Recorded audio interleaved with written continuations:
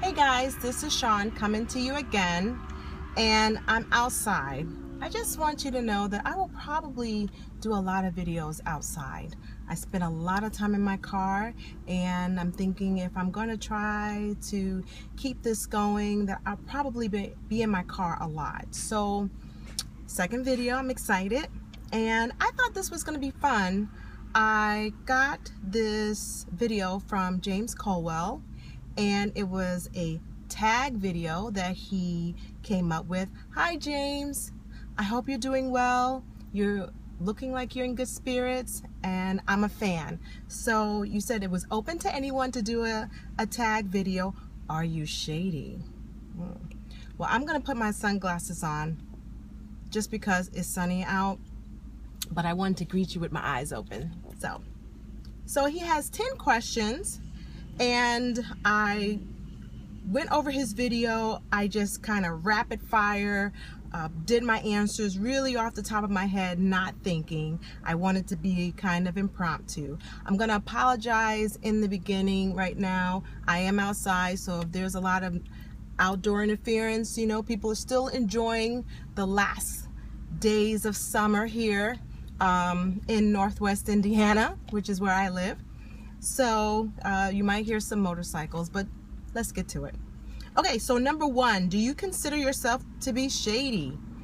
I said no, but as James went on with his answers, I feel like I may have to disagree with my answer based on his category.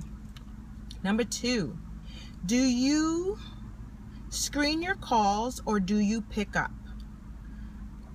I screen my calls. In my business, I'm self-employed. I get a lot of calls trying to get my business, and they're really good making the numbers, you know, not 800 numbers. So I always let it go to voicemail, and then I check them if it's not a number I'm familiar with, because 9 times out of 10 it's going to be some form of solicitation and I'm not interested, so I just let it pick up on voicemail. Okay, number 3, on a scale of 1 to 10, how much do you spend time alone? And like James, I am off the rail. I would definitely say a 15 to a 20 depending on the day. And truth be told, I did not realize how much I liked being alone until I had children. I did not know that about myself until I had children, that I really value alone time. And for me, a perfect day is reading a book, you know, watching TV. There are a lot of things I like to do alone. I'm an early riser, and one of the reasons why I get up so early in the morning is that I like the house to be quiet.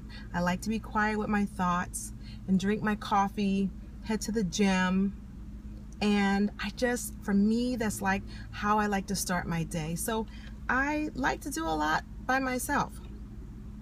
Number 4, how do you handle pop-up visits at your home? I'm going to turn my car off. I don't like it. I don't like pop-up visits. I think in the days of cell phones and FaceTime and all this great technology, I think that you should call somebody, you know, ahead of time. And if for no other reason, just so that, you know, it's just common courtesy.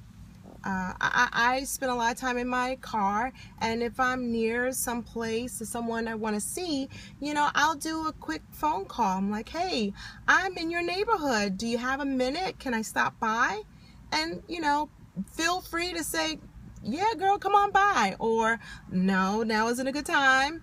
And I know who to make those calls to. I know who I can, on a moment's notice, who I can make those calls to, and I expect the same. Okay, number 5. How many extreme pet peeves do you possess? Well, I would probably say, just right off the top of my head, probably 3 with little subtext. But, you know, talk to my husband and my children. they'll probably come up with a much longer list of pet peeves. But a huge one was, I wrote down, making me late. I really don't like to be late. And that's the military side of me. I like to arrive early. Early is on time and on time is late. I don't like rude children.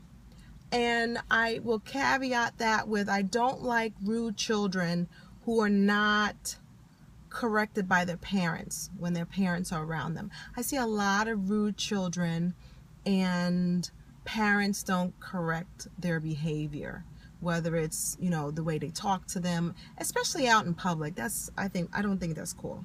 And bad table manners, you know, chewing with your mouth open, smacking. I don't like that. That irritates me. So that's what I could think of off the top of my head. So, and that comes up with number 6. What is your number 1 pet peeve and why? And I would say the making me late part, it really irritates me. I try to teach this to my children, that you're people who are habitually late, and please don't shoot the messenger. It's my opinion, but I've come to the opinion that people who are habitually late do not value other people's time. And I never want someone to think that I don't value their time. I value my time, and I think when you are habitually late to things that matter, it comes off being selfish and self-centered, that whatever you're doing is more important than the place you need to be at. So, long story short. Okay, number 7. What is the worst gift you've ever received? I cannot say I've ever received the worst gift. I've had gifts that weren't a fit for me, you know, like makeup that wasn't the right skin tone or right color. I've been given gifts of, you know, trinkets that, you know, things that I would never wear. I wouldn't say it's a worse gift. It's just not a gift that would fit me. And this is why we have regifting, people. Reuse, renew, recycle. Yeah. Okay, number 8. How often do you find yourself in tears? I have 3 teenagers at home. Enough said. Just kidding. Well, not really, but I find myself that I allow myself to cry more because I'm one to keep things in, and crying can be very therapeutic. Sometimes when I'm really angry, I'll start to cry, and I just think that crying is a good source of getting it out so you don't blow up. And I'm a big advocate of crying. Crying and having a good nap, you know, going to bed. Sometimes when I've had a rough day, I will just go to bed. We're done. I'm ending the day. Okay, number 9. How long did your worst relationship last? Well, I got married very young. So